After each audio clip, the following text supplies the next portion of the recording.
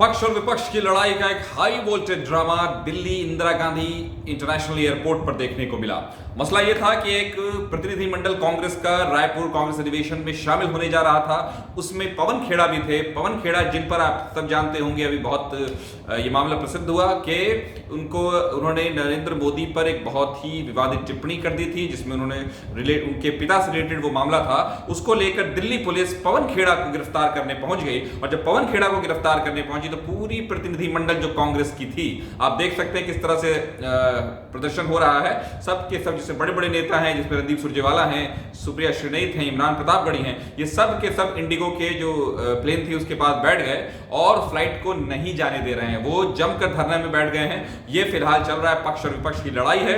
असल में मसला पवन खेड़ा का था, लेकिन पूरा का पूरा प्रतिनिधिमंडल इस मामले में बैठ गया। आप खुद सुन सकते हैं कि इमरान प्रतापगढ़ी जो एक शायर भी हैं और कांग्रेस के नेता हैं, वो क्या बोल रहे हैं, रणदीप सुरजेवाला क्या बोल रहे हैं और सुप्रिया श्रीनाथ का क्या कहना है इन सारे मामलों में, आप खुद देख सकते हैं। जिस तरह से आज पवन खेड़ा जी को झूठ बोल करके पहले फ्लाइट से उतारा गया और अब ये कहा जा रहा है कि हम डीप्लेन कर रहे हैं, एफआईआर की कोई कॉपी शो नहीं कर रहे हैं, डीजीसीए के जो रूल्स हैं उसको फॉलो नहीं कर रहे हैं, सीधे सीधे कह रहे हैं कि हमें वर्बली कहा गया है असम में एफआईआर है, यहाँ एफआईआर है और हम ले जाएंगे। ये पूरी तरह से नियम कानून संविधान के खिलाफ है। हम उसके लिए यहाँ पर बैठे हुए हैं पवन खेड़ा जी के साथ। मुझे कहा गया आपका सामान दिखवाना है, मैंने कहा मेरे पास कोई सामान है ही नहीं, हैंड बैग है। बोले नहीं, इस बार आप आइए, कंफ्यूजन है। नीचे आया तो कहा कि आप नहीं जा सकते, अभी डीसीपी आएंगे आपसे मिलने। मुझे खुद नहीं मालूम, पिछले 20 मिनट से डीसीपी की इंतजार कर रहे हैं। क्या नियम है, क्या कानून है, क्यों मुझे रोका जा रहा है, मुझे नहीं मालूम। ऐसे एयरपोर्ट पे बिना किसी वजह के तो रोकना बड़ा मुश्किल होता है जब तक मुझे तो नहीं समझ में आ रहा। प्लीज सर, इंतजार ही कर रहा हूँ डीसीपी साहब की आ जाए फिर। आज हम सब इंडिगो की फ्लाइट से कांग्रेस महाअधिवेशन के लिए रायपुर जा रहे हैं। यकायक उन्होंने हमारे साथी पवन खेड़ा जी को कहा कि आपका बैग रह गया है। उनके पास कोई बैग है ही नहीं। आखिर में पुलिस आई और कहा कि असम पुलिस ने कोई एफआईआर दर्ज की है।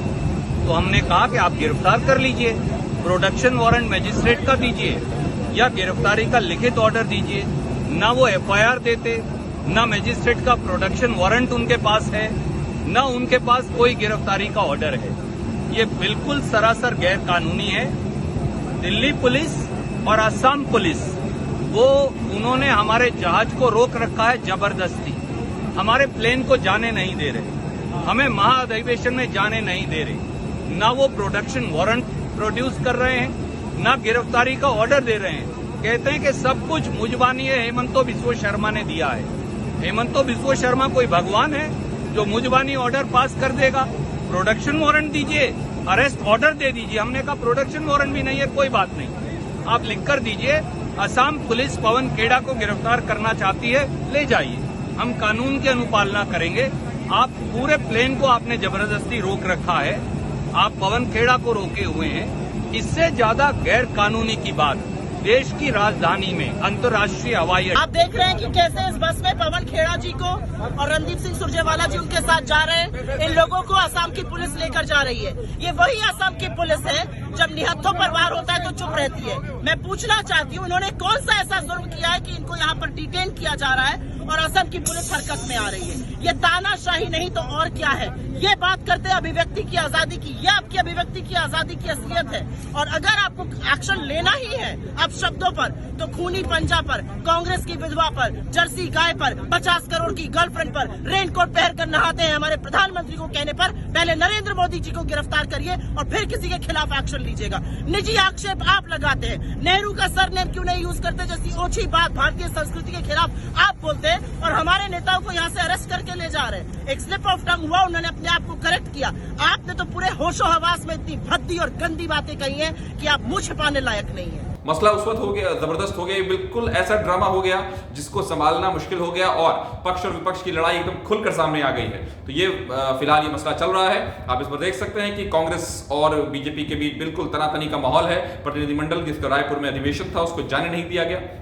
फिलहाल ये बातें हैं और अगर इस पे कोई भी दूसरी अपडेट आती है या कोई भी ऐसी बात आती है जो हमें लगता है कि हम आपको जरूर बताएं, वो आपको जाननी चाहिए, तो हम जरूर उस खबर को लेकर आएंगे। आप खबरों से बाखबर रहने के लिए बने रहिए कशिश न्यूज पर। अपने फीडबैक जरूर दीजिए। अगर आप हमारे यूट्यूब चैनल को देख रहे हैं तो हमारे चैनल को ज्यादा से ज्यादा सब्सक्राइब करें और अगर फेसबुक पर सुन रहे हैं तो हमारे पेज को लाइक करें, लेकिन अपना फीडबैक देना यानी कॉमेंट सेक्शन में जाकर कॉमेंट देना न भूलें। तो बने रहिए कशिश न्यूज पर, हम आपके सामने खबरों की छड़ी लगाते रहेंगे।